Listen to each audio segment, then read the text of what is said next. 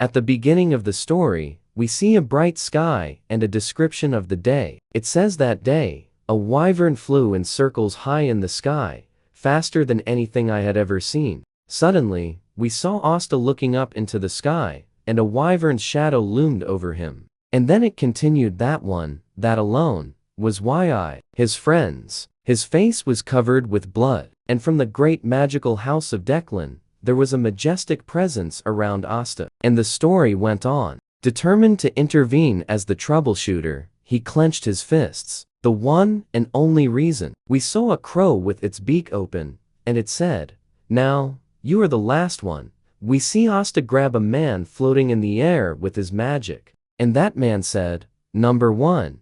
You are hiding your skill. That's not a power a mere troubleshooter should have. I have one striking question. This is a magic tome, right?" Asta took a book out of his pocket and showed it to the man. And the man said, "Yes." "Did you really think all of us came here just to take down one hunting dog?" Asta replied, "Then again, if it's House Declan trash like you, I guess the whole pack would show up." The man asked, "So, how do you use it?" Then, in great pain, he answered himself, "I don't know." Asta thought, if that greedy Declan knew, he wouldn't have buried it in that dusty basement. He doesn't even know how to use it. And yet, they chased him this far. That meant it was worth that much. The other man said, "Hand over the magic tome now. Then I will ask Farin to show mercy. Maybe even let you return to being a troubleshooter." He smirked, and Asta said, "And what power does a troubleshooter manager have to do with that?" The man was confused.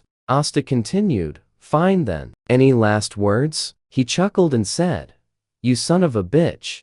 And Asta replied, "You have finally accepted your identity. How admirable." Suddenly, we saw a foot and a staff, and Asta realized something. He turned back, sensing danger. A man with a red glowing aura walked straight toward Asta and said, "Maybe you've got pretty good instincts." Asta thought, anyone with such a vicious aura. The man clutched the walking stick and said, "A pleasure. I am Farin Declan, head of the magical house Declan of the Eastern Continent." He thought, Farin, the head of House Declan, and then Farin stated, "If you wouldn't mind, I would like to take that tome from you. We will talk afterward." Asta thought, it's been over a decade since I started as a troubleshooter. I've spent half my life with Declan, but this is the first time seeing the head in person. After that, we learned the Declan household's history. House Declan, the top magical family of the Eastern Continent. Its head is said to be the strongest mage in history. What kind of man could he be? Suddenly, Farin smiled, and Asta was confused. What a pain in the ass. He was shocked and didn't say anything. He went back to what he was doing, putting his book into his inventory, and said, "You want to take someone else's hard-earned loot just like that? You're shameless, aren't you?" He smirked and laughed loudly. Asta thought, damn, maybe I shouldn't have eaten that wafer back then. Of course, Farin himself showed up. What terrible luck. His entire body was shaking. That aura, it's unreal. He's the most overwhelming mage I've ever seen. Farin said, "It'd be easier to kill you and take the tome again. But fine, let's cut to the chase. Come back under Declan's wings." There was a majestic aura surrounding him as he continued, "Hand over the tome, and I will turn a blind eye to everything you've done." He was silent, and Farin continued, "Well, your talent really is remarkable. After watching you fight, I can't believe we didn't recognize it sooner. You're just a filthy stray from the green zone, mastering trash techniques that only troubleshooters use. And yet, you have this level of skill. With House Declan as your wings, how high you could soar, and how high Declan could rise with you as our blade. Let's rise together. You might be by my side. Let's make Declan greater. You will go down in history too." He thought, come back to Declan. And Farin continued, "Of course, for that reason, you still need to return the tome." He said, "Fine." Farin smiled gently and asked for the tome. He said, "Good. Then let's begin with." But Asta interrupted, "First, I have one condition. Give me the head seat, and I'll talk about it." He smiled mischievously. Farin was enraged. Asta began casting his magic and said, "You're watching the fight, aren't you?" Suddenly, the man from earlier screamed in pain and died from that lesion. Asta said, "Can you even count how many have died for this?" Farin was furious. He said, "So this is how it's going to be." He threw that man away and said, "You might die, you know," Farin said. And Asta thought, he's not wrong. And suddenly, he rushed to attack that man. And he thought, damn right, he's not wrong. There was a huge collision between Asta's attack magic and Farin's defense magic. And Asta shouted maniacally and said, "You don't know what's longer or shorter until you measure it, you know." Farin said, "Fine, it looks like I need to put you down a notch." Suddenly, he cast his magic and a huge rock came out from the ground. But Asta blocked it with his magic. Farin cast a magic spell into his hand. And suddenly, Asta thought, "Crazy bastard. What are you doing?" Various rocks came out from the ground. He was running frantically. So this is what it means to be head of the family, he thought. There was not a single opening in his defense. Asta and Farin stood lost in thought. "Are we? Let's continue." There was a huge collision between them, and Farin said, "Don't you see? You have to measure to know that. Some things you just know without measuring."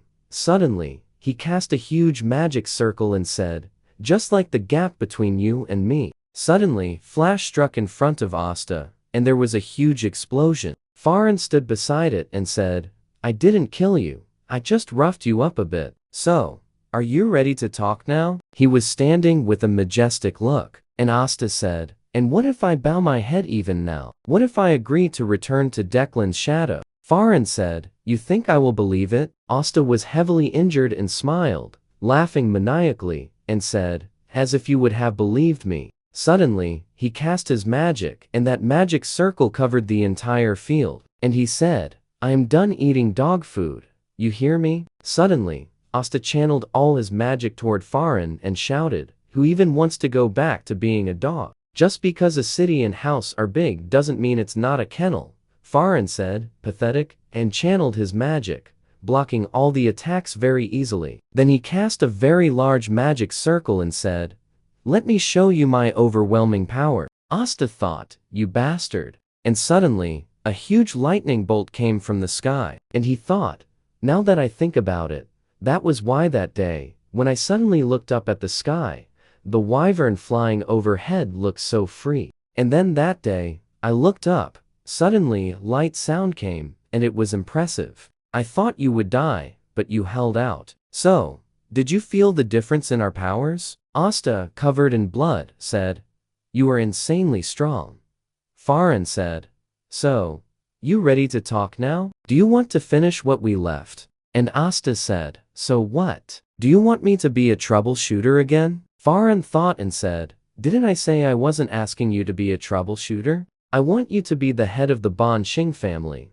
Asta was shocked and thought, head of the Ban Xing family, House of Declan, the Eastern Continent's greatest magician clan, with power enough to challenge the throne. And they want me to swear loyalty as one of their vassal families. Asta said, "That was your real goal all along, wasn't it?" Farin said, "You are still underestimating your own worth. I want you, and I want the throne." He clenched the bow and showed it to Farin. Farin said, "Good. You have done it. You made the right choice, and that settles our crimes." Farin rushed to get the bag. Suddenly, Asta said, "All that's left is the glory of standing with Declan, right?" Suddenly, Farin said, "What are you doing?" And by the look of it, they saw the book of the tomb burning with purple magic. And Asta smirked and said, "What do you think? I said I could give it to you if I didn't mind it being burned to ashes, right?" Farin said, "You'll never get to escape," but he didn't complete the sentence. Suddenly, Asta said, "Shut it and listen." He said, "I was never in this for the money. Being a troubleshooter doesn't pay anyway." He continued, "So why keep this thing? Because this is tied to money. Have you ever heard of a true troubleshooter eaten by Declan's young master?" Farin said, "Forbidden magic?" Asta continued, "Yeah, that bastard devoured my teammates. Declan covered it up." Farin said, "So this is about revenge then?" And Asta said, "Why would I? I know damn well how a troubleshooter lives. Lives are cheap, and so were my teammates. He thought, I just figured I'd make sure they got what they wanted. He said, but that takes a hell of a lot of money. And also, I finally made up my mind to retire. No way I'm crawling back into the kennel. Farhan said, consider that my last word. Suddenly, he made a hand gesture, and Farhan said, this is Declan's prized blue flame, the flame that never dies out. And he said, burn in it and recreate your choice with every fiber of your being.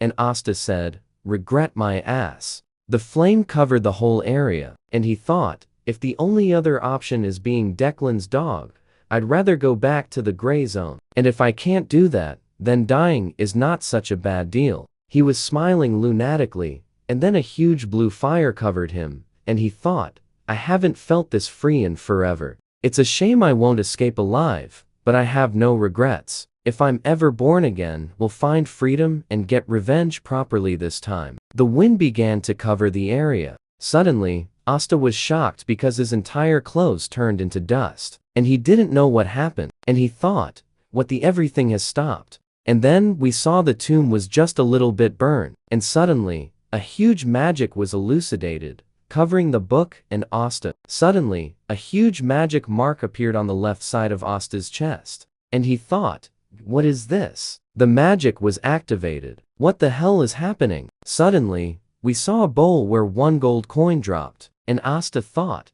what the? I was burning to death. What happened? He looked around and thought, something feels off. Where am I? And it was like he had gone back to the past. This place feels so familiar, and he didn't understand what was happening. He thought, that's right. I remember now. This place is the gray zone where I beg. This place I fought through each day before becoming a troubleshooter. No way. He checked his entire body and thought, I've gone back in time. Suddenly, a bright day loomed around, and he said, what in the world happened? He was strolling and saw his reflection in the water and said, this is definitely me, but I am younger now. He thought, if there's one part I hate, it's this fire mark. There was a fire mark on Asta's chest, and he thought, I've gone back in time, but this thing stayed. I don't know how, but the magic tomb definitely did something. Was the magic tomb even capable of this sort of thing? Then again, the fact that that lazy Declan family came personally shows just how important this is.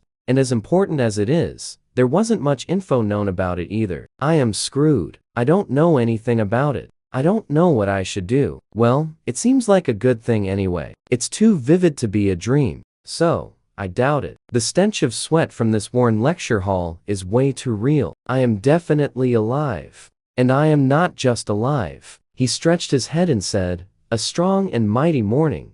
He thought, this is a situation where everything I do could succeed. That means, what does it mean to succeed? He said, I had a dream. Right. I had a dream. And this was also my comrade's dream. The reason I decided to retire number 1, I mean, Asta. Suddenly, we saw a flashback scene where his partner said, number 1, I mean, Asta. We are born vagabonds, veterans in the gray zone. We had nothing. We couldn't dress well, eat well, or get an education. Which of those do you think was the most painful? Asta said, not eating. His partner said, if it had just been hunger, we wouldn't have ended up here. What do you think dragged our life into the sewer? Asta said, I am fine with it.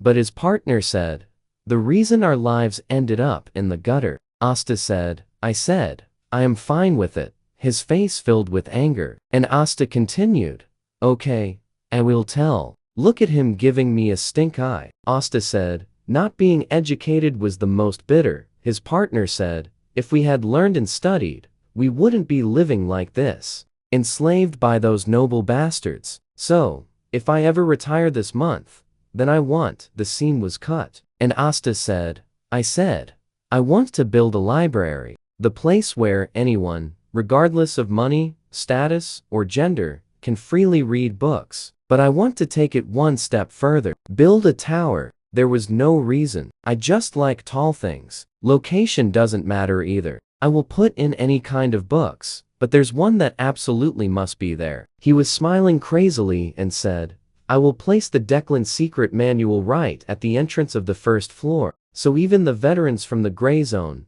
illegitimate noble children or butcher's sons could carry a copy. The cover will bear the Declan crest, and inside will be a secret technique they treasure more than life. Just imagining it makes my mouth water, he thought. The problem is how I get my hands on the manual. He thought, well, that's a future me problem. Either way, if I spread the Declan manuals far and wide, those guys will love it to death. That's it. Suddenly, a foot hit Asta's face, and he suddenly fell down. A child shouted, "You bastard! I've been looking for you." That child continued to hit Asta with his foot. "I was keeping your seat, and you're hiding out here. You want to die or something else?" Asta thought. Who is that guy? An ambush? But I've survived countless battles, everything. In urban warfare, I'm a veteran troubleshooter. Suddenly, he grabbed the boy's foot, and the boy was shocked. Huh? Blocking me? Asta said, "You hit me 7 times, so take 70 in return." Suddenly, his face became devilish. He readied his foot and was about to strike. The other boy was startled, and suddenly Asta launched his kick, but it didn't hit the boy. And he looked at his own foot and said, "Why is this? It's glowing?" And that boy suddenly punched Asta and said, "You bastard, you hit this big bro." The punch landed square on his face, and he continued hitting, saying, "You punk. How dare you hit me? Are you crazy?" Asta thought, it hurts like hell. But what hurts more than my body is my pride. Suddenly, the boy stepped on a rock, lost his balance, and fell into the river. And Asta thought, now's my chance. But the boy came out of the river coughing and said, "You little bastard, why do you think you're running? This isn't running away anyway." Asta said, "I remember your face." He thought, it's a tactical retreat. Those hits you landed, I wear them on the chest like a medal. And I am a veteran troubleshooter, a man who doesn't quite know the world. Suddenly, on a bright day, Asta sat in a secluded alley and said, "This is serious. I wasn't just some pencil pusher." And he looked at his hand. His hand was swollen badly. And he said, "And this strain on my wrist from punching. My body is too weak." He clenched his fist, thought for a moment, and said, "Forget the tower. I need to fix my body first." Suddenly, a voice rang out, "Are you hungry?" He looked at that boy. The boy had white hair and red eyes. And Asta said, "You know me?" And that person said, "No." And Asta said, "Yeah, figured. You're a mess, but those clothes look expensive." That boy looked dumbfounded. He probably was a noble kid who fled from the glens during some power struggle. In other words, a walking, pretty little bomb. That kid said earlier, "I'm Damien. My mom, Bianca." And Asta said, "Kid, anyways." He thought, why does it feel like I'm learning things I shouldn't? He clenched his teeth angrily and said, "Are you not right in the head?" That boy said, "I don't have a mom." He thought, my bad. He said, "Well, I didn't have a dad, so I win. So now let's go our separate ways." Got it? He thought, it's best not to get involved with a bomb like that. Let's ditch him before things get messier. There was silence between them, and then Damien said angrily, "Are you leaving?" He said, "I'm going with you." And Asta thought, should I smack him? He said, "No, piss me off." Damien stretched his hand toward Asta and said, "By the way." But before he could finish, a magic circle appeared. That boy cast it and said, "I will heal it." Asta was startled and didn't know what was going on. He said, "That is," and the boy said, "Magic. This is magic." And Asta thought, screw it. This isn't just a magic touch. This is light of healing, a powerful magic, a secret technique of the Blender family, which failed because of Declan. My troubles, my troubleshooter life. That's something dirty and dangerous. How am I involved now? But why is a Blender child in the gray zone? At this time, Blender should still be strong, right? He said, "Damien, Damien," and the boy stopped and said, "Did you call me?" We saw his other eye as well, it was golden. And Asta thought, crap, I remember now. A member of the Blender bloodline with odd eyes. The monster of Blender. The mad butcher who wouldn't die even if I killed him. We saw lunatic images of Damien. And that boy crouched, sitting on the floor, staring at Asta. He thought, seriously, this boy is Damien. Back when I was a troubleshooter. Before the regression, it was when I went to the Blender family on orders from the Declan family.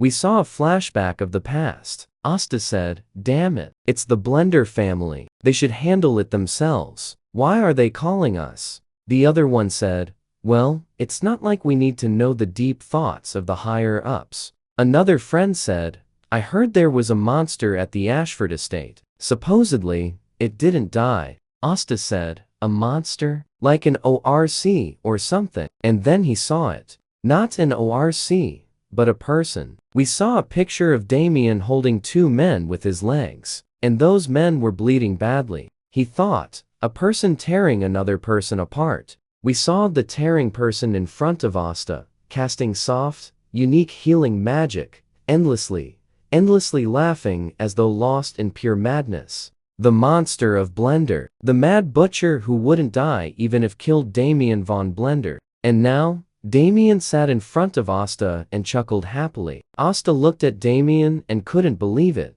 He thought, but still, why would a direct descendant of the Blender family, the only son of the head, be in such a shabby place? He didn't understand what was going on. Damien suddenly said, "Food." And Asta said, "What?" Damien said, "Let's eat. Mom said if you want to stay healthy, you have to eat well. So you're sick because you didn't eat." Asta thought, that's right. It's not like he punched me with that statement. And he said, "Yeah, got any money?" Damien showed a huge pouch of gold coins and said, "This." Asta was shocked, grabbed his shoulders, and said, "Damien, we are friends." His face beamed like a blessing with light. And Damien said all of a sudden, "If I say we are friends, then we are friends. Got it? And friends should share what they have." Damien suddenly tried to hide the pouch of gold, but our protagonist grabbed his shoulder with a blazing smile.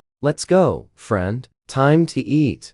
Damien froze for a moment, then his lips curled into a grin. "Friends. I have a friend." He chuckled softly, then louder. "So, what do you have, friend?" The protagonist blinked. "Me? I have a friend." Damien laughed so happily that even the dim gray alley seemed brighter. "That's a cool line," he said, almost like a child discovering joy for the first time. Scene shift inside a hotel room. "This is a good meal," the protagonist muttered, leaning back in his chair. After washing up, he felt refreshed for the first time in days. Damien was pacing around the room, his eyes sparkling with curiosity. "What are you doing?" the protagonist asked. "I don't know," Damien replied innocently. "There was a house above the place we ate. First time I realized that." "You've never stayed indoors?" Damien shook his head. "I always slept outside." The protagonist sighed. "I see."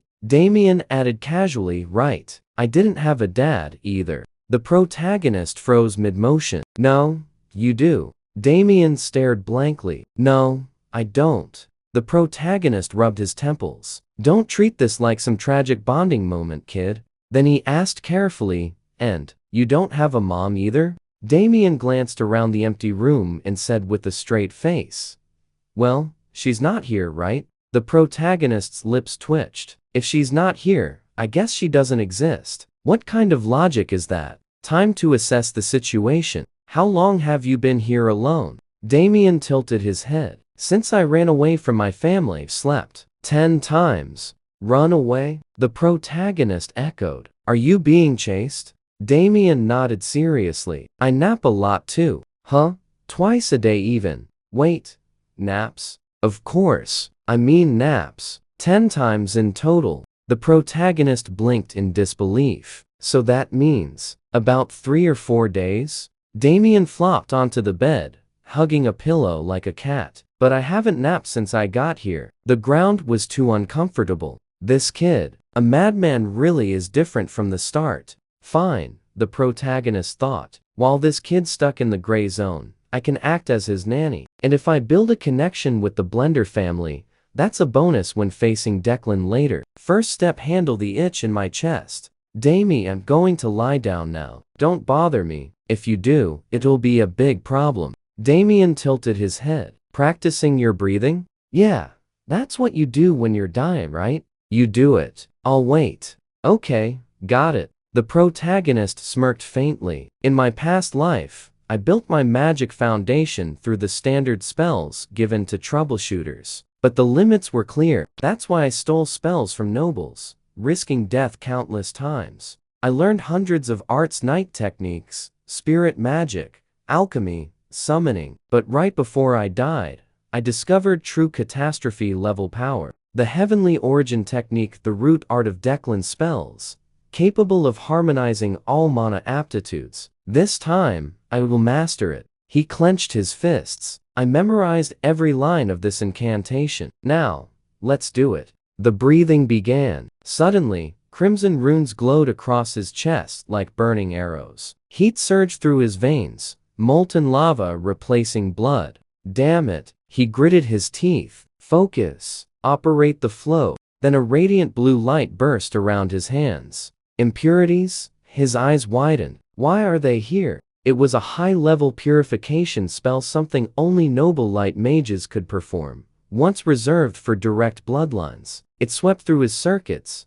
cleansing mana like a holy storm. Then mana shower. A rain of glowing particles enveloped him. His body floated mid-air, glowing like a star. When he opened his eyes, sweat drenched him. He glanced at Damien, peacefully asleep on the bed. No impurities left. Mana circuits purified. Even purer than in my past life. Maybe more. He clenched his fist, determination burning in his eyes. My chances just skyrocketed. I'm a troubleshooter, a man who never gives up, even at near zero odds. Next day, cool, Damien shouted, his eyes sparkling. What? The protagonist asked. My hair's brown now. Damien grinned proudly. The protagonist nodded. Good. Covers the platinum hair. Change clothes too. Shouldn't get caught by the Blender family now. Only one thing left. Damien tilted his head. So, what are we doing now, friend? The protagonist smirked. We're going to cause some chaos.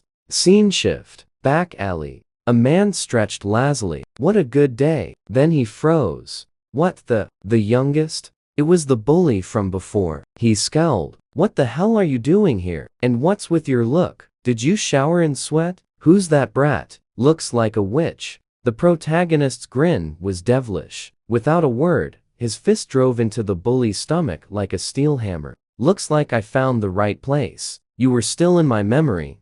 His voice dripped with malice. 133 hits, that's your sentence. Chaos erupted. Fists flew. Blood sprayed. Every punch carried mana-enhanced force. Damien clapped in awe. Amazing. Every move fast, strong, perfect. His eyes sparkled. That's awesome, right? That's what they say. Yeah, the protagonist muttered, twisting another thug into the dirt. You're amazing, bro. Damien yelled, then cast healing magic over him like a loyal priest. Don't worry, I'll heal you. Thanks, the protagonist said, grabbing the collar mid-fight. Count them. How many hits did I land? Damien blinked, smiling innocently. Wow, is it my turn now? The bullies paled, terror gripping their hearts, as Damien chanted cheerfully. Heal hands play. Heal hands play. Stop it, you devils. The protagonist groaned inwardly, fists aching. I can only count up to 2 digits.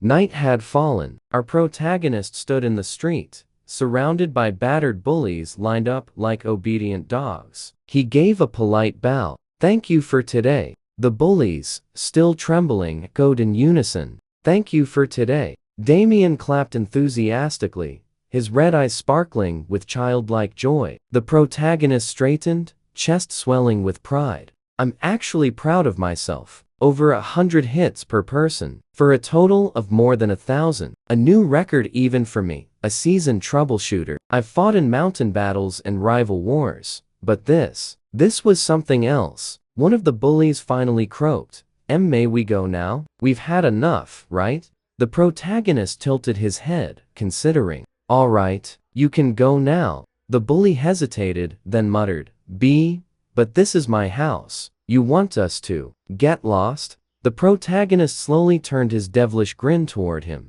That's a bit different, isn't it? His expression darkened. Anger flared in his eyes as he cracked his knuckles, the sound echoing ominously. Get lost. No, we'll back off, the bully stammered, backing away. Damien waved them off cheerfully, like a child saying goodbye to playmates. Bye-bye. But then a presence flickered at the edge of the street. A shadow moved with speed and precision. The protagonist's instinct screamed. Fast, but quiet. That's no ordinary thug. That presence just like a troubleshooter. His gaze darted to Damien. Probably a pursuer. Damn it. I was careful. How did they find us? Could it be Blender sent someone already? Mana surged through his veins as he clenched his fists. If it comes to this, even with this much mana, a full spell is too much. Hand to hand will be difficult. Not good. But who am I kidding? Even as a troubleshooter, I never had an abundance of mana. Not once.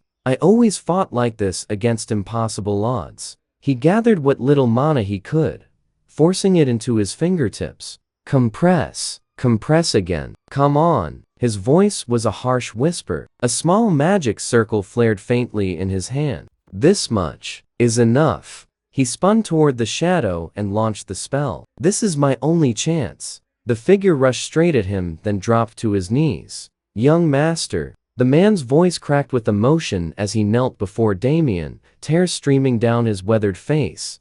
Goodness, young master. You're safe.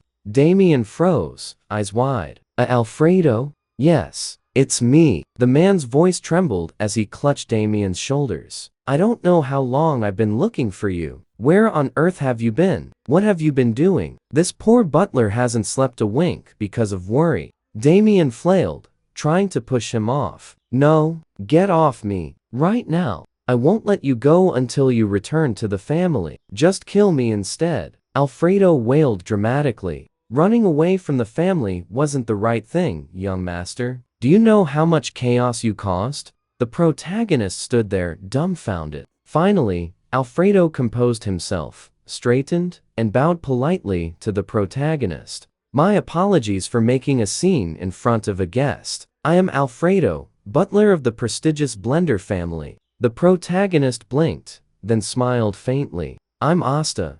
Alfredo's sharp eyes glimmered with interest. It seems the young master really likes you. If it's all right, would you consider coming with us to the family estate? Asta's thoughts whirled. The Blender family. Their basic rule is to reject anything unclean, anything disgraceful. What are they playing at? Then his lips curled. Doesn't matter. I was planning to form a connection anyway. Conveniently, their estate is on the road to the same city where the General Academy stands. The best academy in the East, and its library is the greatest in the East as well. If I'm going to build the greatest tower of books, I need that library. A stop at Blender Estate wouldn't be so bad. He smiled politely. Yes, thank you for the invitation. Alfredo nodded deeply. Excellent. I will fetch the carriage immediately. Please wait a moment. Asta thought, a little detour, but a good thing is a good thing. He looked at Damien. Well then,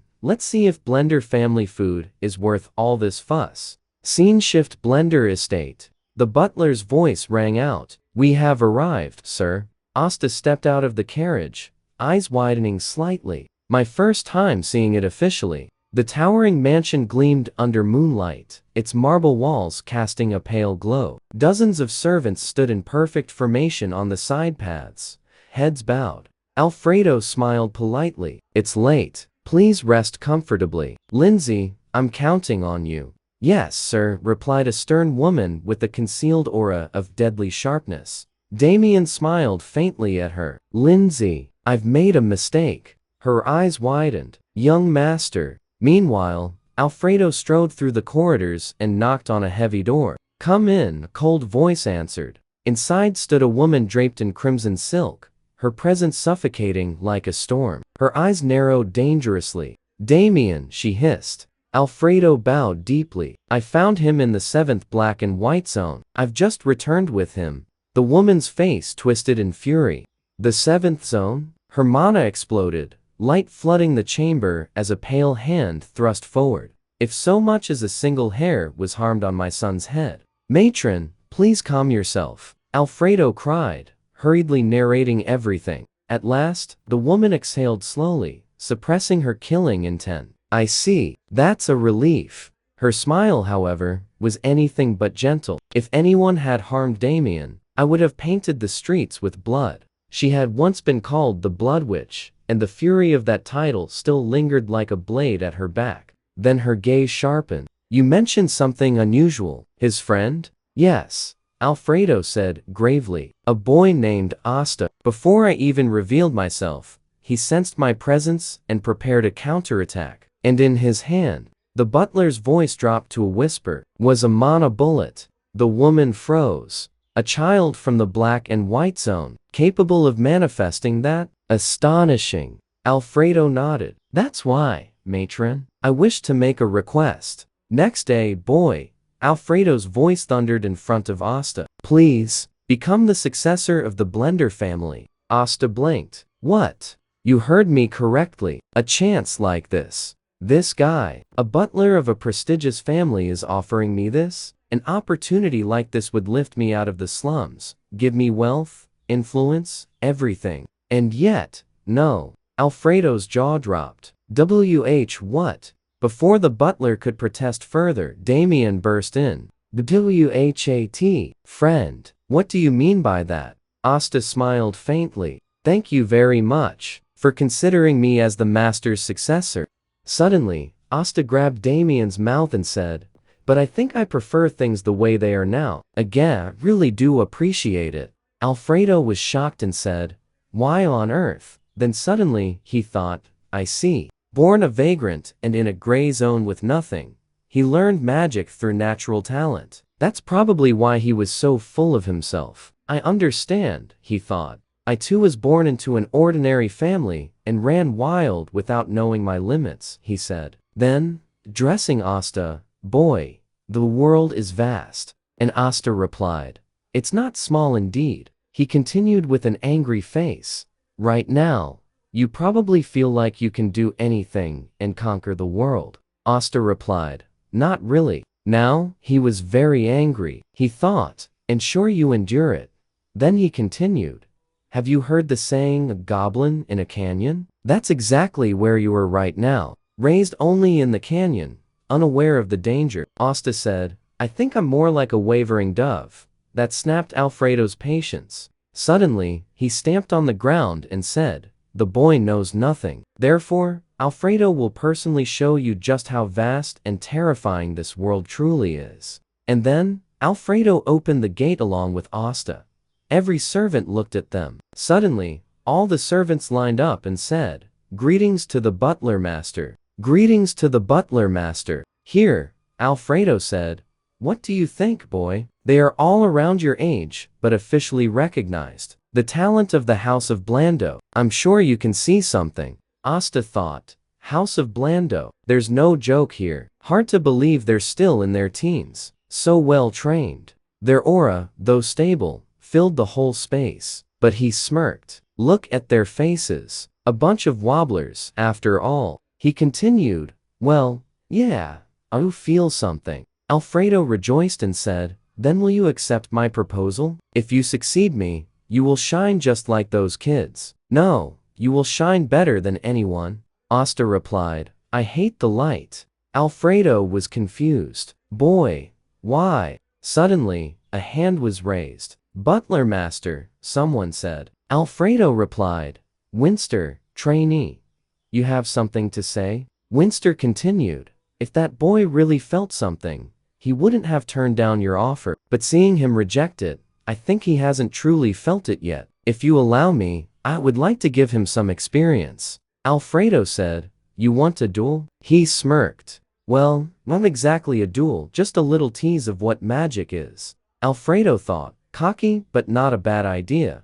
Then he asked Asta, boy, what do you think? How about a simple duel with that young man? Asta thought, yeah, I know just how much of a thorn in their side I am. That lucky vagrant bastard who rose from nowhere, that's probably how they see me. He said, may I choose my opponent?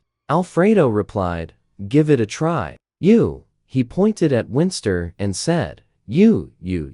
And then he added, yeah, you too. I'll take on 5 of you at once. They were confused. He said with a very confident look, scared? Then go die. Alfredo was shocked, said nothing, and suddenly burst into laughter. Then he thought, yes, that's the spirit a successor should have. Alfredo continued, boy, can you take responsibility for those words? One could say you are insulting the house of Blando. Asta smiled and said, well, I'll take responsibility. Alfredo said, good, then let's do this. 1 minute. If you last just 1 minute, I will give you a gift. But if you don't, I will hold you responsible. Asta thought, responsible probably means I'll have to succeed him as a butler. This old man is trying to rope me in. He said, fine, let's do it. Suddenly, they were in a grand hall. Various people were watching the duel. There were 5 shadows in front of Asta. Beside Alfredo, a person shouted, Butler Master, isn't this a bit dangerous? Alfredo said, that's why it's valuable. His stubbornness needs to be broken at some point for him to grow. The other person thought, not good. His eyes are already half rotten black. If I injure the young master's guest, my instructor will tear me apart. Suddenly, we saw Lancy and Damien standing there with curious eyes. Young master, your friend is a real danger right now. Please stop the butler. Damien looked at him with sparkling eyes and said, really? I'm shocked too. Then he covered his head and muttered, nothing, nothing. Lancy suddenly spoke, young master, if you get involved, Lady Gamo will scold you. Damien turned his face and said, damn it. The butler said, instructor, what are you doing? Start the match. The instructor replied, understood. The instructor thought, she gives the orders, I just do my best. Lancy looked at Asta and said, I'll be back soon. Don't get involved, okay? Damien smiled and said, yeah, got it. The instructor then explained the rules. Let me explain. The duel will be turn-based. The butler suddenly interrupted. No, make it a free-for-all. The instructor thought, whatever. He continued, the format is free-for-all. The duel continues until one side surrenders. However, I may stop the duel at any time. Keep that in mind. There stood Asta, facing 5 opponents. Winster gritted his teeth and said, damn brat. The young master and the butler may pity you, but you think you own the world? I'll crush you and show your true worth. The instructor shouted, begin the match. Suddenly, with lightning speed, Asta landed a blow on Winster's stomach. Winster's whole body was racked with pain. He didn't understand what was happening. Then, suddenly, 3 of them 4 of them went down as well. Winster was confused and looked at Asta. Asta said, looks like it's best I give you the experience myself. 3 magic balls floated in the air, spinning above Asta's hand. He said, first don't underestimate the little guy. Winster thought, magic bullets? How is it possible? That's basic mana control, plus a high-level magic cast. It should be useless in close combat. Asta continued, second don't judge people so easily. He launched the magic arrows toward them, and every single shot hit perfectly, striking each opponent on the head. And third, he said, the world is vast and better than you think. He disappeared and suddenly appeared right in front of Winster, hitting him with a devilish look. From now on, I'm going to inject all those experiences into you. Learn them well. Winster shouted, you lunatic. This isn't magic. It is magic, Asta replied as he smashed Winster with a powerful kick. Physical magic, he added with a grin. The instructor was shocked. The entire audience was shocked. Asta kept hitting them again and again. He didn't stop. The butler thought, that's a magic bullet. How many times did he compress it? Judging by the power, at least 4 or 5 times. If that had hit me earlier. Suddenly, Damien rushed to the battleground. The butler continued thinking, it's truly advanced mana control. On top of that, how is he so good at hand-to-hand combat? Meanwhile, Winster was healing the fallen trainees. Watching him, I felt a strange sense of satisfaction. Let's continue. Suddenly, a shout arose, Alfredo. He turned back and saw Lady Gamo and Lancy. The instructor thought, Lady Gamo is here. Lady Lancy, you came to save us. Lancy nodded. Lady Gamo said, what happened here? The butler replied, well, I just wanted to run a simple test. Lady Gamo glared at him. A test? You call this a test? Damien suddenly froze. She continued, first, gather the trainees and have them withdraw. Alfredo bowed. Damien, return to your room now. He scratched his head and said nothing. You too, Asta. Please return to your room. Then she ordered, Instructor Ranford. Yes, Lady Gamo, he replied nervously. I did my best, but you're... Suddenly Lady Gamo cut him off. You're fired. He was shocked. What? The scene shifted to night. Lady Gamo asked Alfredo, you know what my intentions are, don't you? He bowed. Yes, Lady Gamo, but this time, I went too far. I lost my temper. I'll accept any punishment. She continued, however, I heard Asta and the trainees sparred. What happened? Did Damien help him? Alfredo replied, no, he didn't. It's just that. Lady Gamo interrupted. That's... And the butler, with a delighted expression, explained the fight. He was incredibly good at hitting people. And she said nothing. Suddenly, Alfredo came out of his thoughts and said, right. Sorry. The magic bullet I mentioned before, he used it in the sparring today as well. But this time, he compressed it at least 4 or 5 times, increasing its power. Lady Gamo said, that means he has excellent control over mana. She thought, I didn't see it, but it must have been quite the spectacle. He defeated 5 trainees at once, and just with 1 magic bullet. No matter how high level a mage is, handling pure mana is extremely difficult, she continued. Then she asked, and what about the successor proposal? Alfredo replied, he firmly rejected it. I see, she said quietly. Lady Gamo thought, I will need to reassess Asta and rethink my evaluation of him, perhaps even my entire approach. In next scene, Asta appeared in front of Lady Gamo. Asta, you've arrived, she said softly. She gestured to a chair. Please, have a seat beside me. Damien also sat next to her. Asta sat down and said, I heard you called for me. Lady Gamo nodded. Yes, I did. But before that, she pointed toward a box. Asta tilted his head. A box? Then he muttered, I heard Alfredo promised me a gift. He thought, oh, that. He really promised me back then. I didn't expect it to be so late or prepared directly by Lady Gamo herself. She said, you can open it. When Asta opened the box, a huge golden knight figurine gleamed inside. Asta thought, that's a hybrid item. Looks like a pill. Even in Blando, only recruits who make it to the top 5 mage divisions receive this. Lady Gamo spoke calmly. Yes, it's rare, but Asta thought, I don't know. Generally, good intentions stop at a meal. If gifts start getting involved, there's a hidden agenda. Even if it's a wager reward, a mid-grade gift would be understandable, but a hybrid one. Lady Gamo smiled and continued, you can accept it without worry. She gently stroked Damien's hair and said, you helped Damien in the gray zone previously. This is also an apology for what happened today. Asta raised an eyebrow. Wait, do I have to join Blando if I accept this? No, she replied calmly. Is there some kind of poison in it?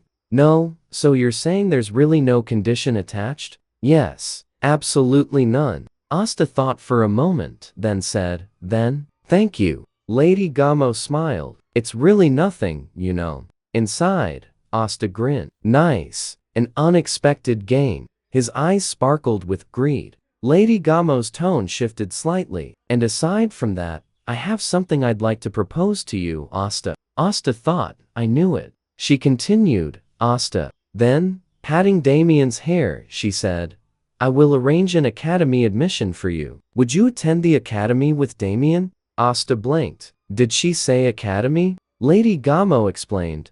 Originally, Damien was supposed to be enrolled last year, but he strongly opposed it, so it was postponed to this year. I didn't expect him to run away like this. Damien munched his food silently. She continued, this is why I'm asking. Damien likes you, Asta thought. For Blando, this is a big deal. She's afraid that if she forces him into the academy, he'll just run away again. And there's no obvious way to change Damien's mind. Asta considered it. Of course, this isn't a bad opportunity for me either. An academy is good in a world driven by blood, TIs, and conditions. Getting into an academy helps me a lot. It does sound good, but it feels like I'm getting a leash put on me. He said aloud, I'll think about it for now. Lady Gamo smiled. Understood. Let me know once you've decided. Then she added, by the way, this is unrelated, but I'm curious. Why did you reject Alfredo's proposal to become his successor?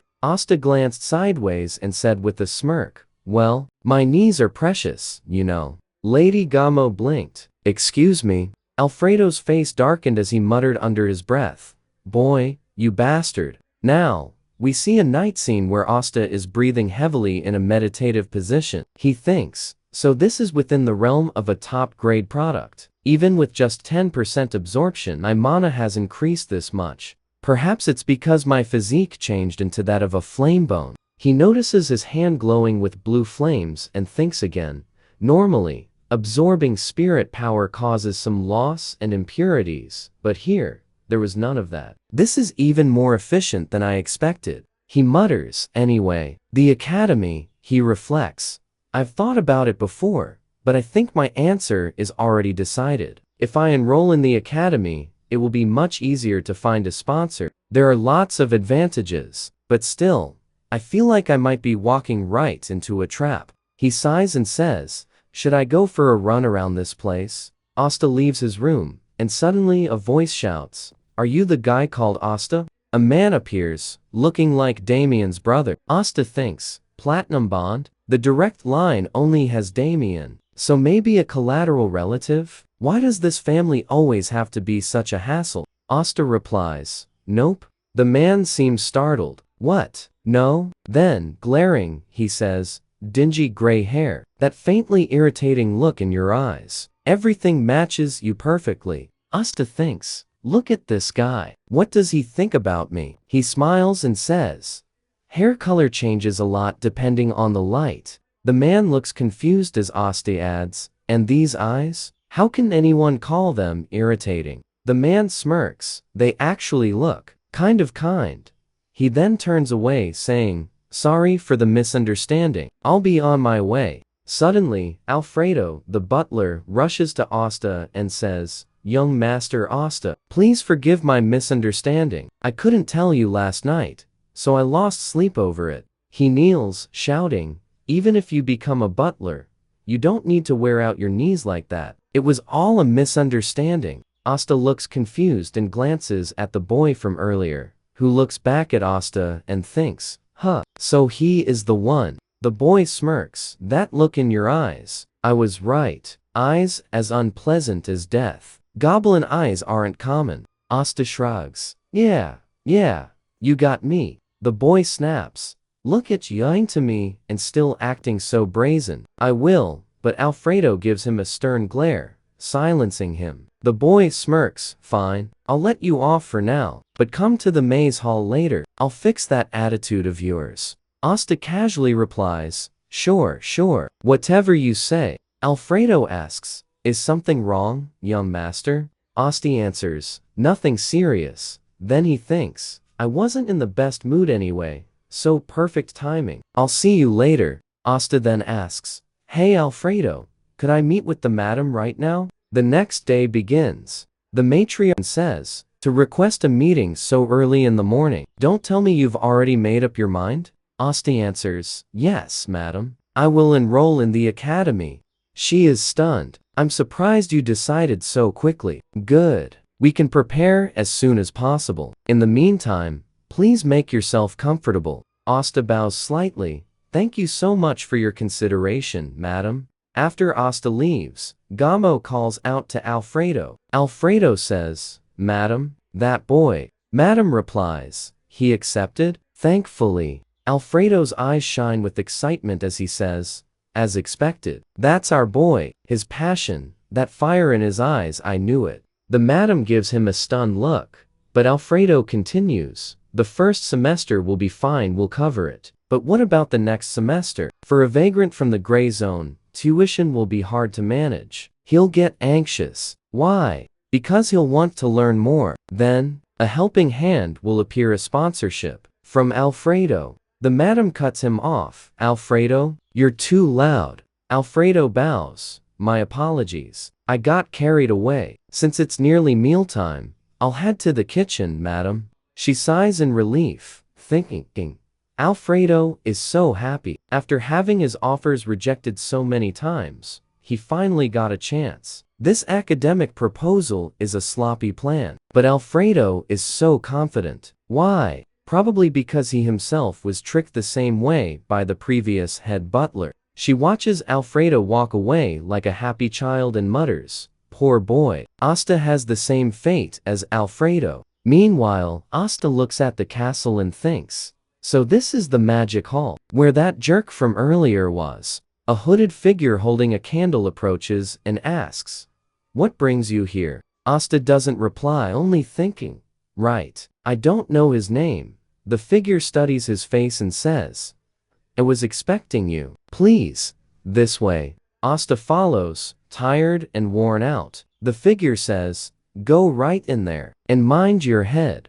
Asta opens the door and casually walks in, only to be greeted by countless papers floating in the air. He coughs and mutters, so this is what he meant by. Suddenly, a voice says, are you Asta? Nice to meet you. I am Wenji von Welder. There's a smug grin on the man's face as he continues, you came to see my little brother. Asta thinks, what? Brother? That punk is his brother? Asta sits on a balcony, thinking, is there anything we learned while infiltrating various magic academies during my time as a troubleshooter? He studies the mansion and muses.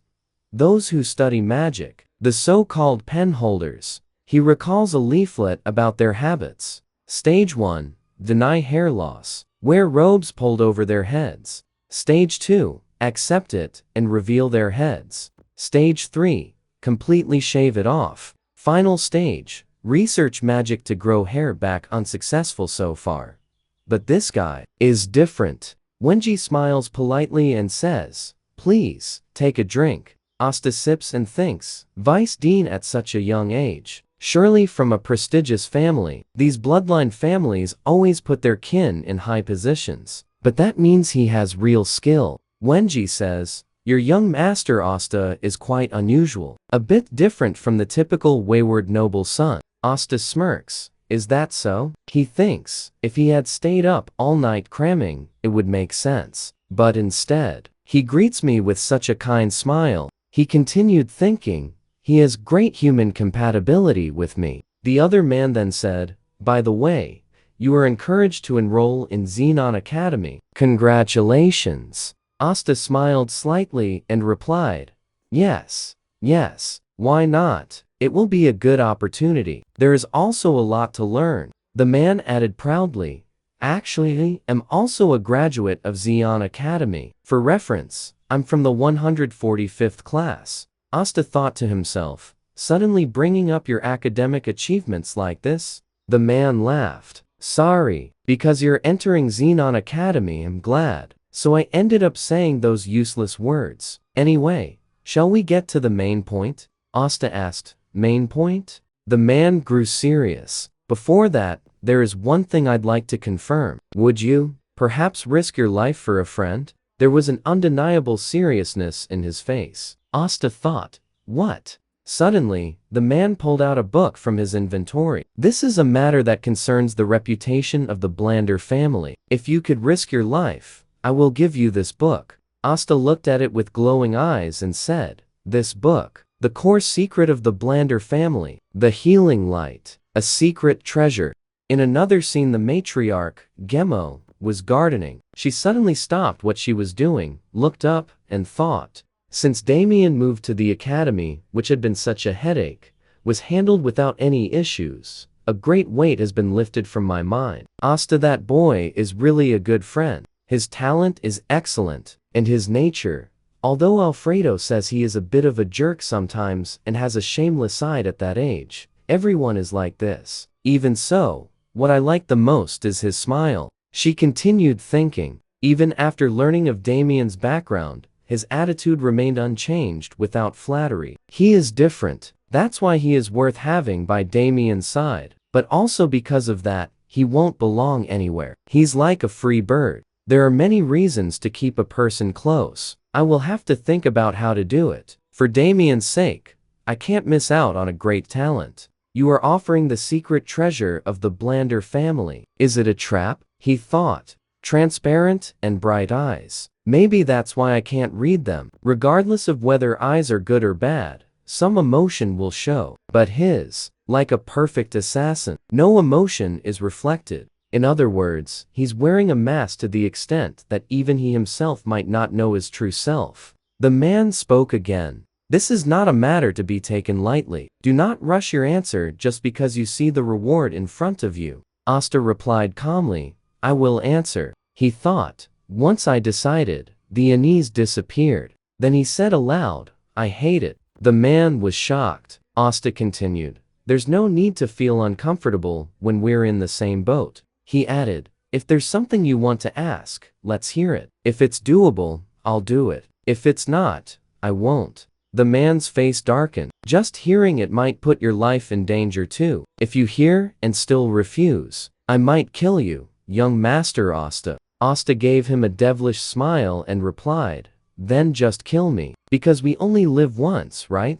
It will be my second time too. Suddenly, a huge purple light surrounded the man, and a powerful gust of wind shook everything. Cups rattled violently as they stared at each other with murderous intent. Then, the man suddenly smiled and said, goodness, I can't stand it. Young Master Asta, you have passed the test. I'll speak truthfully now. I need someone I can trust, and it cannot be a member of the Blander family. Asta thought, you almost threw a surprise punch with all your might. The man continued, to be honest, I didn't have high expectations. All the wayward sons from the dirt and white regions are the same anyway. The young master is so young, he might not have a good eye for people. But a family head with a special reputation puts a wayward son from the dirt and white region by his side. I wonder if there's something more to it. But as luck would have it, Asta cut him off. The youngest sibling and the guest got into a quarrel, didn't they? The man smirked. Whether you speak casually or formally, just pick one, young Master Asta. Asta replied, let's do that. The man continued, anyway, it just so happened that a proper pretext has come up. The younger brother and the guest had a quarrel, so the older brother called the parties involved for a discussion. It's possible. Asta thought, probability, huh? Is there a reason for a vice dean of a magic academy to use a younger sibling as an excuse to get involved in a conflict? What about this? The man answered, how about this? It's a difficult situation for me to step forward first. No, it's not a power struggle within the family. The Blander family is a tight knot. My face is filled with shadow because... He lowered his voice and said, I am under the surveillance of the Devlin family. Asta thought, Devlin, huh? He continued listening. The other man spoke frankly. Well, you said you don't care if you die, so I'll be honest. I have no intention of killing you, though. Actually, I am researching the Devlin family's heavenly origin magic. Asta was shocked. Wait, what? The man continued. You know about heavenly origin magic, right? It's a secret treatise that only the Devlin family bloodline can learn. But I managed to obtain it through a fortunate route. Suddenly, Asta interrupted. Wait, how is that guy, who should have died a long time ago, still alive? If he was researching from the Blander family's standpoint, wouldn't he naturally research a way to destroy it? The other man smirked. You know that well, don't you? The Devlin family, they're different. If I had only researched destruction, even the wise men would have retreated. They would have tried to kill me. But, at first, I only intended to find a way to destroy it. Then, this happened. Can't you see? Suddenly, he cast a magic spell on a book. His face twisted, looking almost devilish. The heavenly origin magic, the root of all the Devlin family's secret arts, a supplementary method to improve their secret art. This is perfect in itself. He clenched his chest with burning passion. I can't stop. If it's you, young Master Asta, you can understand my feelings, right? Asta stared silently and thought. This person, he's not just crazy, he's extremely crazy. Wait, That timing matches perfectly. In his past life, when decline annihilated the Blander family, at the core of it was Hens's research on the thousand circle and the new thousand circle formula. That's why decline survived to strike Blander from the beginning. He saw the possibility in the new thousand circle. The reason that guy was absurdly strong was because Asta's thoughts were interrupted when the man spoke again. Asta, are you available? This has to be on a large scale after all. Asta replied, anyway, so what's the reason you came looking for me? The man sighed. First, I didn't report the thousand circle research to my family. I feel like Blander planted a spy somewhere, but I could never find them. Asta raised an eyebrow. If secret research has been exposed, isn't there someone most suspicious? Like a secretary? The man shook his head. Probably not. Strictly speaking, it's more related to the accusation route. Asta frowned. If they traced it back through the accusation route, they must have deliberately leaked the secret security formula. The man nodded. That's right. The moment I realized my tail had been stepped on, I understood. I unraveled part of the secret formula. Secretary formula. I didn't exactly want to die, you see. Asta smirked. Then wouldn't it be better to just side with decline? They would welcome you, wouldn't they? The man sighed heavily. Let's just say, I have personal reasons. Anyway, Asta, since you're not tied to any family, this is something you have to do secretly for me. To be honest, this is joint research, but the part I'm in charge of, I can't make any progress. He threw all the papers in the air, gathered them, and shoved them into Asta's hands. Please deliver this to Professor Perun of Xenon Academy. If you do, we'll give you the healing light spell. He smirked, but Asta smirked back and thought, this is an opportunity. Asta said aloud, let's do it this way. I'll take the healing light spell as risk compensation and also the new thousand circle. Once it's completed, only then can we really be called companions in the same boat. Don't you think? The man laughed bitterly. Double or nothing, huh? Asta, you're really shameless. Asta replied coldly. Just say yes or no. If not, I won't accept it. The man sighed and touched his forehead. Fine. The new thousand circle. Huh. The name doesn't matter. Since you haven't mastered the thousand circle, it will be useless for now. But once the new thousand circle is completed, I'll give it to you. However, I also have a condition. Until the research thesis is completed, I may need your help, Asta. If we're companions, then that's fair, right? Asta smirked. That's not hard. If it's related to the thesis, I'll help. He took the papers, joked. By the way, I don't know how to read. Then laughed. Just kidding. He tucked the papers into his clothes. So, Professor Perun, huh? Is he someone trustworthy? The man smiled faintly. From our academy days, all the way through becoming assistant professors, that friend and I competed for first and second place. When I returned to the Blander family, that rivalry ended. Still, I was on top. Or maybe I'm just imagining that. Asta thought. Professor Perun, huh? What a world. Another lunatic like this in the academy.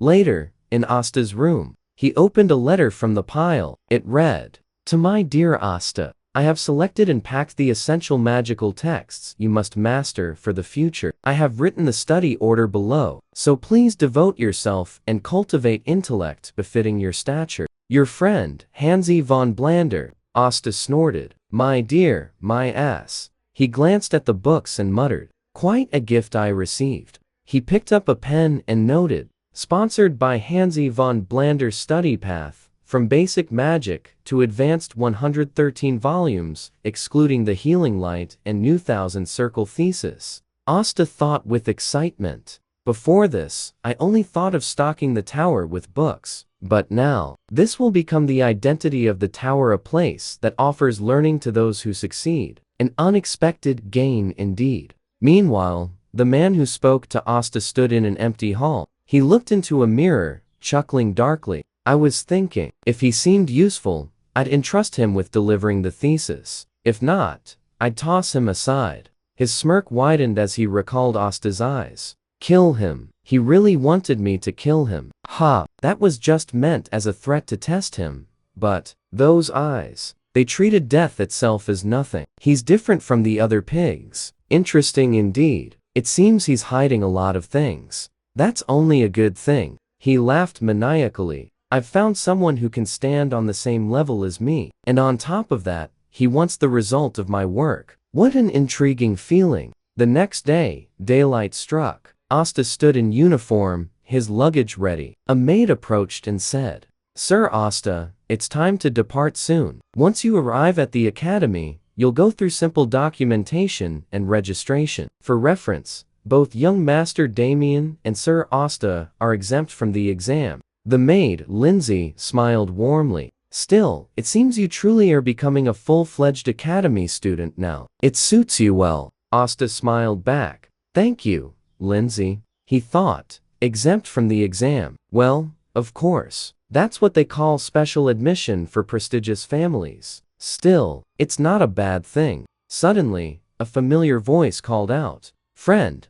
Asta turned to see Damien waving energetically. Beside him stood Gemo, who said, "Damien, please stay safe." And Asta replied, "Yes." She smiled gently. "Since it's a great opportunity, I hope you achieve the result you desire." Asta smirked. "Thank you. The result I desire? Of course." His eyes burned with ambition as he stepped into the carriage. Xenion, the greatest academy of the Eastern continent. Countless patrons await there. I plan to seize them all. The carriage began to move. Asta whispered to himself, "Just wait, my fellow students. I'm coming."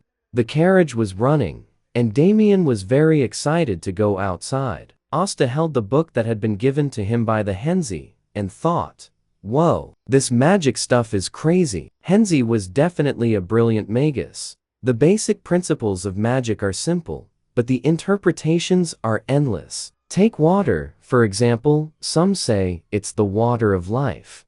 But for others, it's a flood of disaster. It's all about perspective. Even with the same principles, the noble families have developed them differently according to their own viewpoints. I can feel it now that I've read through all the magic tomes that were in the subspace. Hinzi's series is connected to the Deculan family heaven's source art. Suddenly, Damien said, "Friend, look over there. We're here." We saw a majestic view of the Genuine Academy. "So this is Genuine Academy. Whoa, it's huge." Hinzi said, "This is as far as the carriage goes." For the entrance ceremony, as per the teachings of the first dean, the great sage said, "All students must walk, regardless of their status." "Guess this is where we part ways," Lindsay said. "Good luck at the entrance ceremony. I hope you receive fine teachings." Asta waved energetically and shouted, "You bet I will. Thanks for everything, Hinzi." Then Damien said, "Asta, hurry up. If we're late for the entrance ceremony, there might not be any seats." Asta frowned and thought, "What? No way. The entrance ceremony's in some local theater, right? Seats are first come, first served? Then we gotta run faster." Yeah. Lindsay must have prepared this so Damien wouldn't slack off. He was already sprinting like a maniac. "Let's go. Nothing will stop us." Damien dragged Asta toward the hall, and Asta shouted, "Haha, this is gonna be awesome." Suddenly, they saw a massive grand hall filled with people. Damien's eyes lit up, and he said, "Wow, there are so many people." Lindsay was right. If we came late, there wouldn't be any seats. Asta pulled out a paper and said, "Seats, huh? Class M3, seats 11 and 12. Let's find them." Damien said, "Friend, can't we just sit over there? If we don't sit soon, there might not be any seats left." Asta said, "What? No way. We're gonna sit where we're supposed to. Follow the rules." He thought, "Seriously, Damien? You were the guy who didn't even want to come here. And now, you're acting all hyped." Suddenly, Asta saw Damien sitting on the floor like a kid throwing a tantrum. Before Asta could yell at him, a huge, bulky man came toward them carrying a box, and said, "What is this?" Asta quickly picked Damien up and said, "You okay?" Damien replied, "Yeah, I'm fine. Sorry about that." But then the big guy growled, "Wait, why did you get drool on my clothes?" Asta thought, "Oh, this guy looks like a noble, and he's pissed." Damien panicked and said, "Sorry, I'll wipe it for you. Then, he started wiping the drool on the man's clothes like an idiot. There, it's getting shinier and shinier. I'll make it even shinier. The man's face twisted with anger, and Asta thought, this guy's gonna blow. He's definitely gonna blow. Then the man smacked Damien and shouted, get off me, you half-wit. Asta jumped forward and yelled, hey, stop that. He said he's sorry. The man tried to punch Damien, but Asta blocked the strike with his bare hands. Not on my watch. The guy glared and said, and who are you? Asta puffed out his chest and shouted, I'm Asta, and I won't let you hurt my friend. Damien's eyes lit up, and he yelled, that's right, he's my friend. The noble guy sneered, a good friend, huh? Rare to find someone willing to take a beating for a friend. But you'll regret that choice today. Asta grinned and thought, regret? Not a chance. I'll never give up. People started whispering, who are they? That big guy looks like he's from the Dolanpi family. And the other one? Never seen him before. Who's gonna win? My money's on Dolanpi's kid. Then the guy said, I am Hickster, the proud second son of the Dolanpi family. What's your name, weakling? Asta shouted, I already told you I'm Asta. I don't have a noble bloodline, but I've got something better, my willpower. Hickster smirked. A peasant, huh? Doesn't matter. Since you're a mage, this narrow stage might be a disadvantage. So I'll generously give you the first move. Come at me. Asta cracked his knuckles and yelled, don't cry later when you lose. He thought, this guy talks big, but I'll show him what I'm made of. Hickster charged, but Asta roared, you think I'm scared? Bring it on. Hickster struck, but Asta dodged and said, one more thing, it's not one guy, it's two, you know. Then Asta powered up, clenched his fist, and delivered a crushing punch. Blood sprayed and Hickster slammed into the ground.